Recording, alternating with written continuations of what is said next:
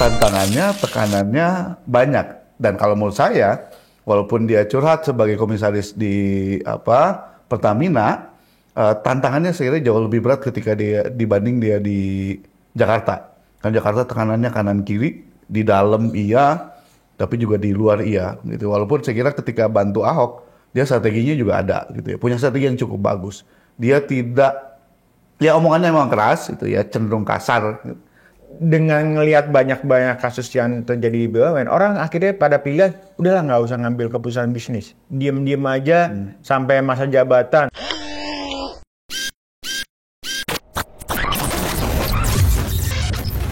Halo sahabat integritas, jumpa lagi di program Buka Kartu. Basuki Cahayapurnama atau lebih dikenal sebagai Ahok, Komisaris Utama Pertamina beberapa waktu lalu menyampaikan ya kepada publik lewat media massa bahwa bekerja di BUMN itu berat ya, atau sulit. Seringkali penghargaan atas prestasinya itu tidak ada, tapi kalau ada kesalahan-kesalahan yang dilakukan, bisa proses hukum itu cepat dihadapi oleh mereka. Nah, salah satu yang sekarang sedang menghadapinya adalah mantan Direktur Utama Pertamina Karen yang diduga terlibat melakukan korupsi yang nilainya itu juga cukup fantastis ya, ratusan miliar dari sisi nilai kerugian negara. Nah, untuk membahas bagaimana sebenarnya posisi hukum dari para pegawai dan pejabat BUMN, lalu bagaimana mereka bisa memastikan ketika bekerja mereka aman ya dari berbagai masalah hukum yang mungkin akan dihadapi, karena BUMN atau BUMD itu kan memang dianggap sebagai bagian dari rezim keuangan publik ya, sehingga keuangan negara, sehingga ketika ada tindak pidana yang terkait dengan kerugian keuangan negara, maka kemudian dia bisa dituntut atau dijerat dengan undang-undang tindak pidana korupsi. Kita sudah ada dua narasumber, ada Ade Irawan, Emerson Yunto, dua-duanya dari Visi Integritas, pakai baju koko, yang satu seperti saudaranya Ahok. Tapi sayang belum jadi komisaris. Bismillah. Bismillah komisaris. Nanti jadi komisaris, naik jabatan dari Dirut jadi komisaris. Dirut Visi, komisaris Visi. Ini Ahok ya, Ahok yang kita kenal ya, itu kan orangnya sangat cetar membahana ketika bicara ya. Sebelum kita ngomong ke isu yang disampaikan Ahok, pernah nggak sih berinteraksi langsung dengan Ahok? Sering. Sering ya? Ya, waktu di Jakarta. Waktu jadi gubernur. Jadi gubernur DKI. Apa kesannya itu? Iya, dia tipe yang ideal ya untuk jadi pemimpin. Jadi punya komitmen sekaligus keberanian gitu ya. Banyak yang kita lihat sekarang kan pemimpin ada komitmen gitu ya, ada kejujuran, integritas, tapi sebagai pemimpin tidak lengkap kalau nggak punya keberanian, karena yang dia mesti lakukan bukan cuma mengawal membuat kebijakan yang baik, kebijakan yang berpihak kepada rakyat, yang memberi mandat kepada dia, tapi juga mengawal, karena tantangannya, tekanannya banyak. Dan kalau menurut saya, walaupun dia curhat sebagai komisaris di Pertamina, tantangannya sekiranya jauh lebih berat ketika dia dibanding dia di Jakarta. Kan Jakarta tekanannya kanan kiri, di dalam iya, tapi juga di luar iya. Gitu. Walaupun saya kira ketika bantu Ahok, dia strateginya juga ada, gitu ya. Punya strategi yang cukup bagus. Dia tidak, ya omongannya memang keras, itu ya cenderung kasar. Gitu. Tapi bahkan dulu di dokumen draft APBD itu ada tulisan nenek lu. Iya, punya nenek lu itu kan pada DPRD ya. Waktu itu DPRD minta jatah.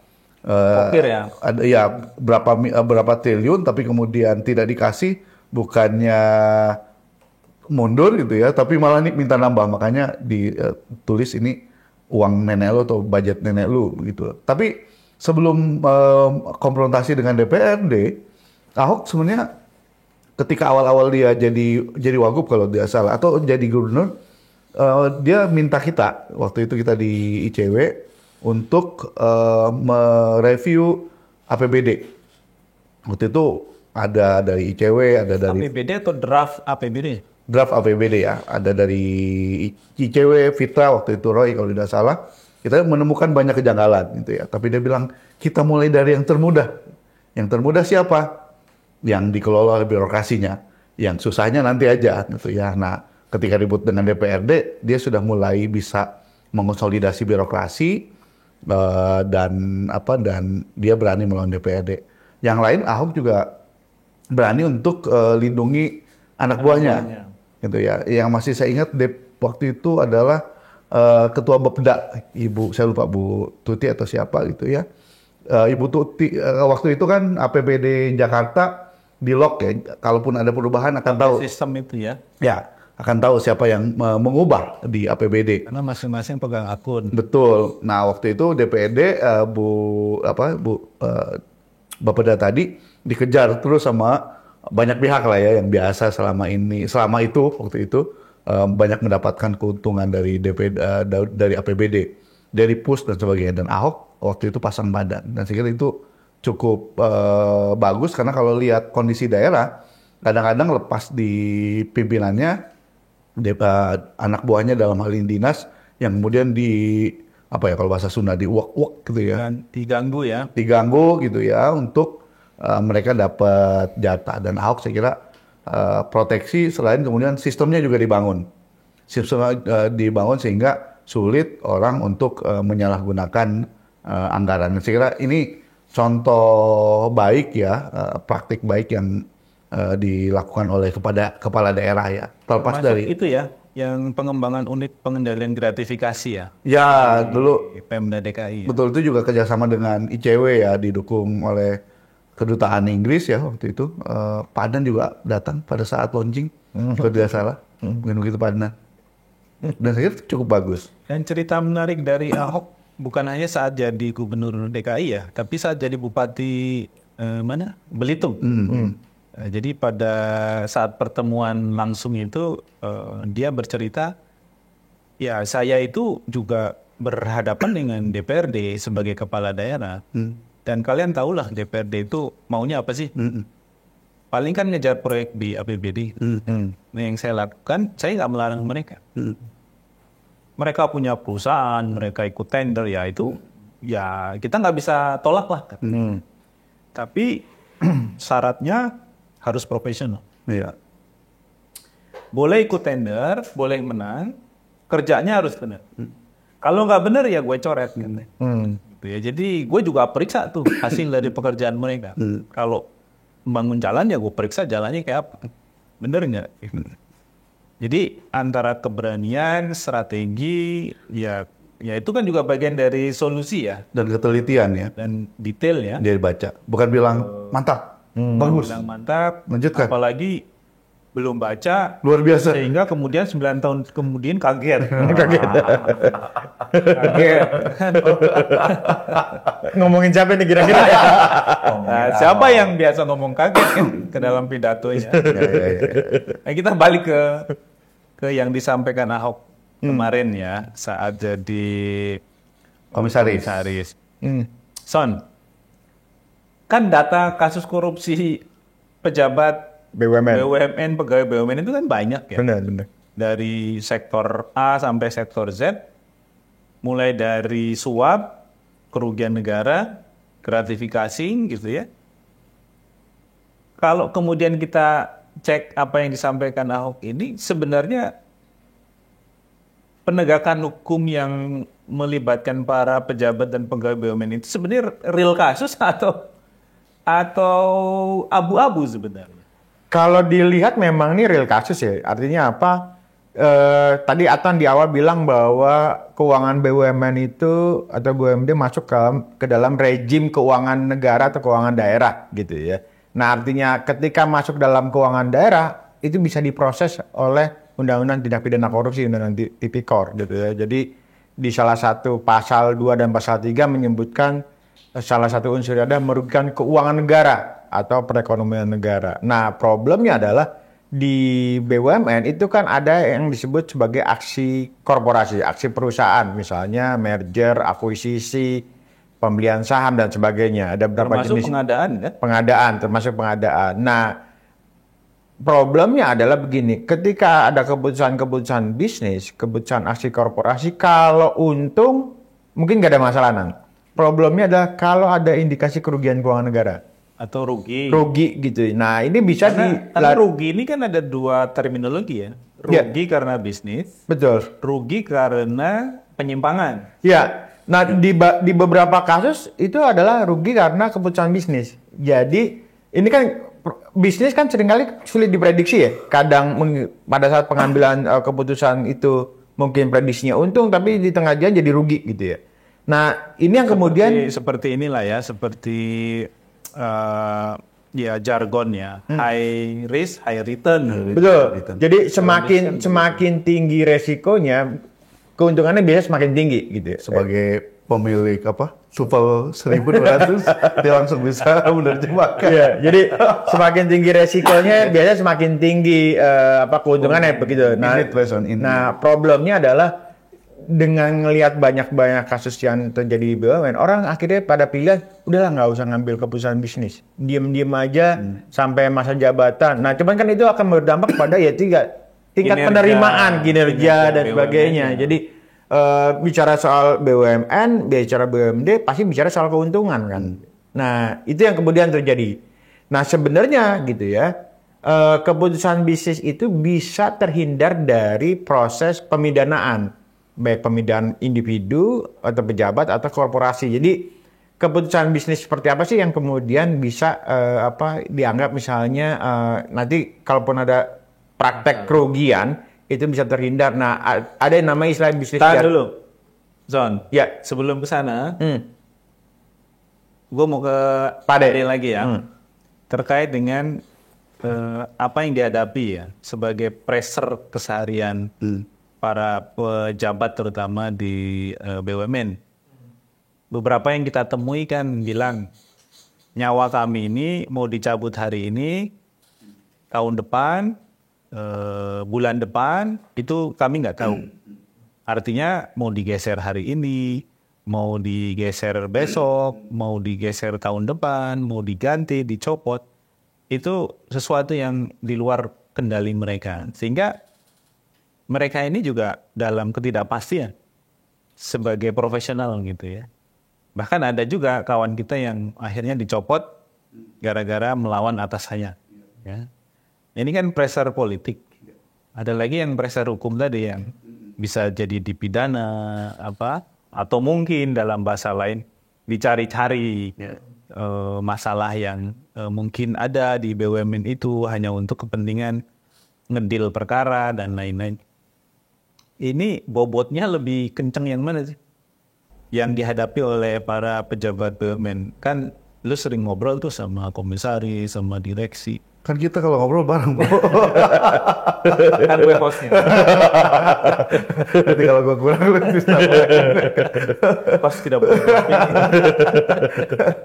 Ya memang dua ya. Pertama tekanan dari sisi hukum ya. Kita beberapa bertemu dengan pimpinan BUMN, punya track record bagus, lalu kemudian juga punya skill yang cukup bagus, tapi kemudian tidak ada sedikit kepleset gitu ya dalam bicara soal bisnis, dan itu dijadikan sebagai alat untuk menekan, alat untuk bahkan kalau cerita dia memeras begitu.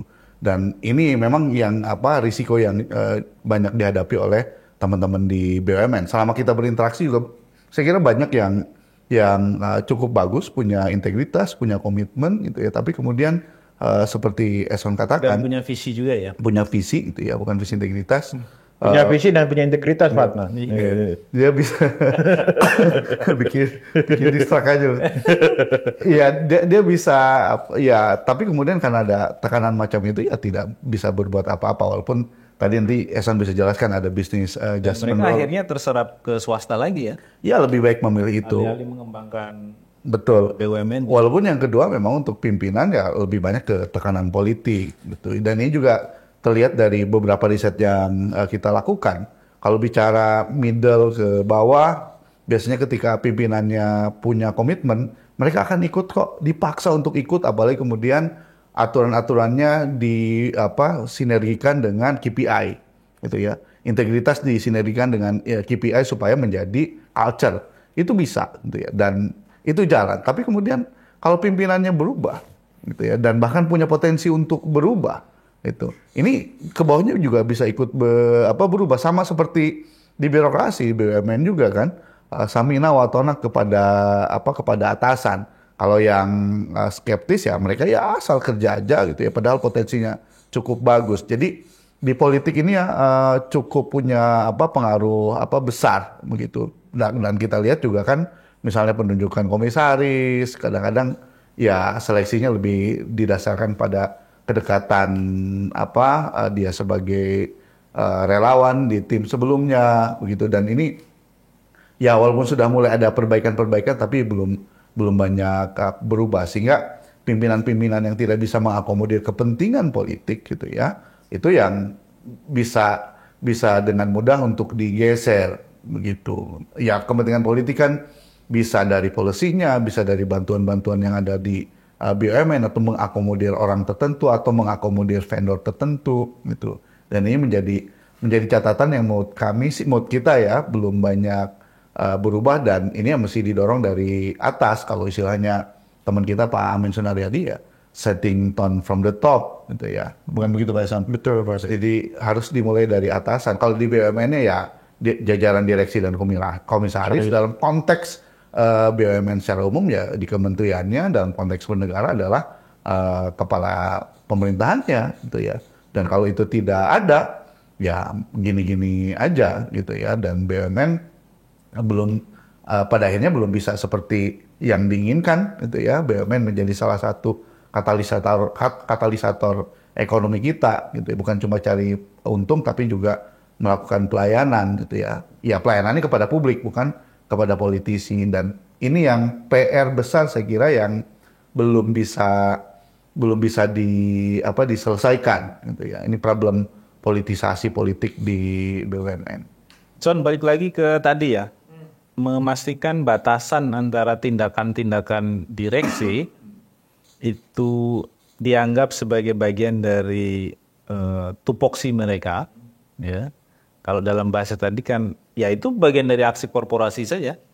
Bahwa ada konsekuensi rugi, untung, ya itu biasa dalam bisnis gitu ya. Ya. Tapi juga ada batasan yang dianggap masuk ke rezim tindak pidana korupsi. Nah, memastikan ini nggak bercampur ini gimana, Son? Jadi begini, ketika dia mengambil keputusan bisnis, kalau itu dijalankan dengan prinsip kehati-hatian, dengan itikat baik, kemudian tidak ada konflik kepentingan, dan ini buat kepentingan perusahaan, itu dia bisa terhindar dari proses hukum dan juga beban tanggung jawab ganti kerugian kalau menimbulkan kerugian. Nah, di banyak kasus kan itu muncul soal isu konflik kepentingan. Jadi misalnya ngasih proyek buat keluarga atau kolega dia misalnya begitu, atau misalnya tidak dengan itikat baik, memang niatnya itu memang dia cari keuntungan, bikin pengadaan barang dan jasa tapi pengen dapat untung atau komisi dari situ. Nah, kalau dia sudah menjalankan itu prinsip kehati-hatian, itikat baik, kemudian tidak ada konflik kepentingan maupun juga untuk kepentingan perusahaan, dia aman sebenarnya secara hukum ya. Di undang-undang perusahaan itu memberikan tanda kutip perisai pelindung buat itu. Nah, di beberapa kasus itu bebas nanti. Jadi Meskipun setelah diproses.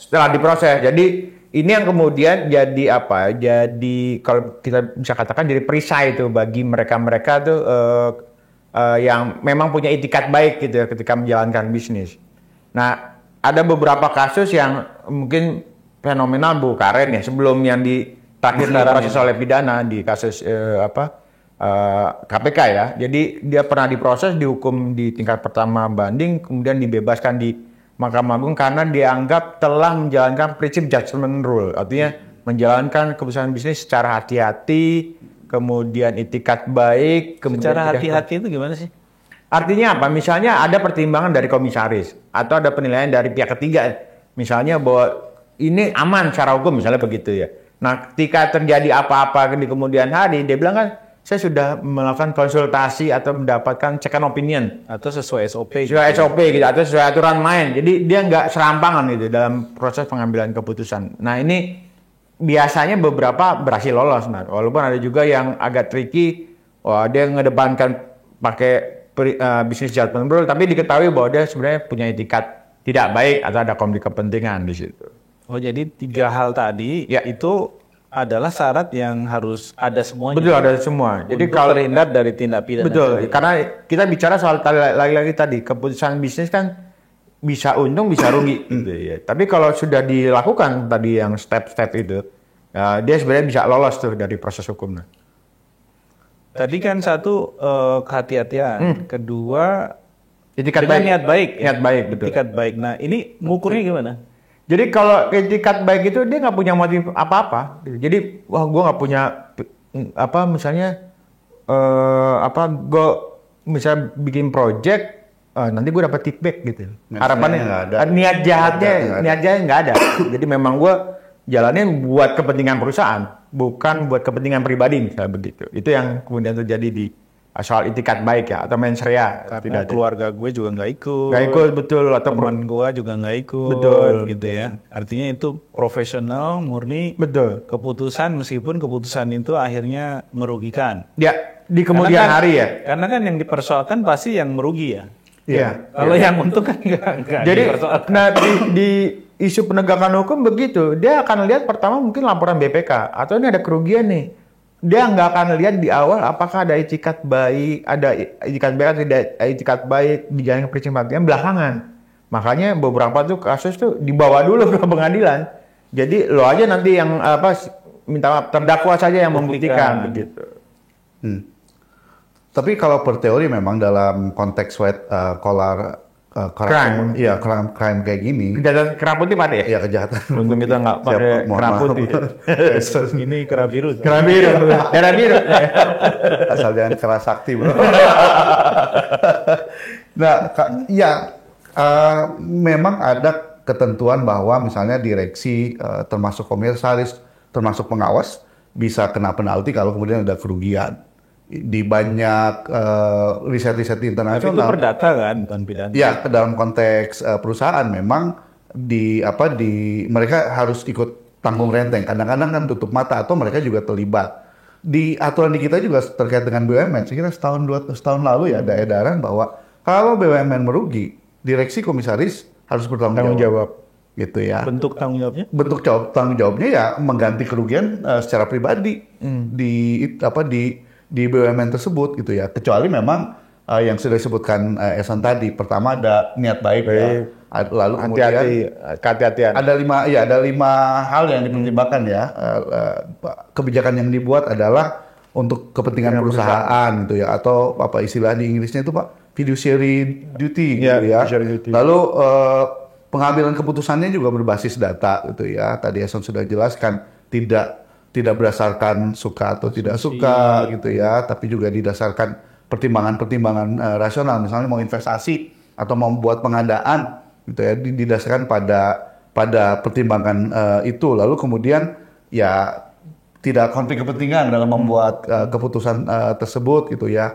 Ada due diligence gitu ya. Tapi secara umum sebenarnya prinsipnya adalah compliant dengan semua aturan yang ada gitu ya. Kalau dia comply, mestinya sudah tidak kena lagi gitu ya, karena keputusan yang dibuat memang keputusan bisnis murni, dan kalau bicara bisnis ada untung ada rugi gitu ya, bukan keputusan yang didasarkan pada kepentingan pribadi untuk mendapatkan keuntungan bagi dia atau keluarganya gitu ya. Nah ini mestinya yang dipegang oleh teman-teman bukan cuma teman-teman di BUMN tapi juga teman-teman di penegak hukum gitu ya. Jangan sampai juga multi istihad gitu ya, istihad dari teman-teman di BUMN sudah menerapkan prinsip BJR gitu ya, tapi di penegak hukum enggak. Nah ini juga konteksnya bisa aja konteks politisasi gitu ya.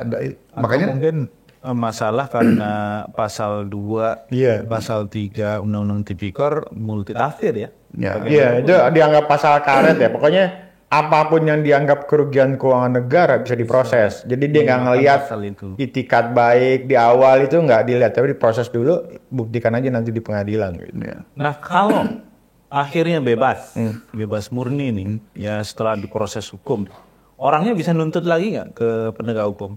Lo kemarin Mencemarkan proses nama, gue, ya. terus ternyata kan gue nggak terbukti bersalah. Nah, gue mau tuntut balik lo nih. Nah, ini menarik ya. Di banyak kasus dia nggak berpikir gitu, Nan. Yang penting setelah ada putusan pengadilan bebas, dia seolah-olah itu udah rehabilitasi ya. Jadi pemulihan nama baik gitu ya. Sebenarnya kalau peluang-peluang dia menuntut secara perdata sih bisa-bisa aja gitu ya. Itu pemulihan nama baik. Nama baik bisa aja, tapi itu nggak pernah dilakukan. Saya belum pernah lihat ada kasus misalnya koruptor yang bukan koruptor, ada orang yang dijerat kasus korupsi, kemudian di ujung dia dibebaskan gitu. Ada nggak kasus dia minta ganti kerugian atau apa menggugat secara perdata? Saya belum ketemu tuh. Nah, kalau misalnya ada direksi BUMN atau komisaris BUMN pengen memastikan institusinya itu tidak mudah diganggu oleh masalah-masalah hukum dan ingin memperkuat bangunan dari business judgment rule supaya pengambilan keputusannya itu tepat gitu dan tidak dianggap sebagai bagian dari tindak pidana. Visi menyediakan apa? Ya, kita sebenarnya bisa support dalam konteks legal, apa bantuan hukum. Bantuan hukumnya apa? Bisa legal audit atau legal due diligence, jadi uji tuntas, jadi melihat apakah misalnya putusan bisnis ini punya potensi resiko atau tidak, gitu ya. Kalau punya potensi resiko itu kita akan sampaikan seperti itu. Jadi jangan ambil resiko, misalnya memutuskan aksi korporasi, misalnya merger, akuisisi dan sebagainya. Nah itu kita bisa lakukan tenan. Jadi meminta bantuan pihak ketiga dalam hal ini mungkin praktisi, expert atau misalnya kantor hukum atau bahkan termasuk juga visi integritas pada yang integritasnya itu kita bisa lakukan. Nah. Jadi memastikan memberikan rasa aman bagi jajaran manajemen atau direksi agar keputusannya nanti tidak berujung pada proses pidana. Ada tambahan deh? Iya, kita dari hulu sampai hilir ya untuk bangun sistem. Visi bisa bantu dengan membuat sistem pengembangan sistem manajemen anti penyuapan, whistleblowing system yang kemudian bisa dijadikan sebagai rujukan bagi teman-teman di BUMN ataupun korporasi bahwa sebenarnya sudah ada upaya, sudah ada niatan baik untuk mencegah praktik fraud, praktik korupsi, praktik suap gitu. Dan itu paling tidak pemidanaan terhadap institusinya tidak akan ada gitu ya, Perma 13 ya. Lalu kemudian ya pelatihan-pelatihan terkait dengan business judgment rule gitu ya, supaya tafsirnya ini juga tidak bablas gitu ya, karena kita juga biasa juga ajak dari penegak hukum ya untuk melihat tafsir mereka seperti apa sih, selain pemahaman bahwa apa saja yang bisa dijadikan sebagai dasar mereka untuk buat keputusan supaya mereka tidak pidana gitu. Jadi secara teknis seperti itu. Itu yang bisa ditawarkan dari visi integritas ya kepada BUMN maupun korporasi terkait atau BUMD ya. BUMD ya bisa seperti itu. Oke deh, Son. Ya. Waktunya habis. Sahabat integritas, jangan lupa subscribe, like, komen ya channel kita. Kita akan terus update berita-berita terbaru ya, analisa-analisa terbaru yang bermanfaat bagi para sahabat integritas semua. Kita ketemu lagi di lain waktu. Sampai jumpa.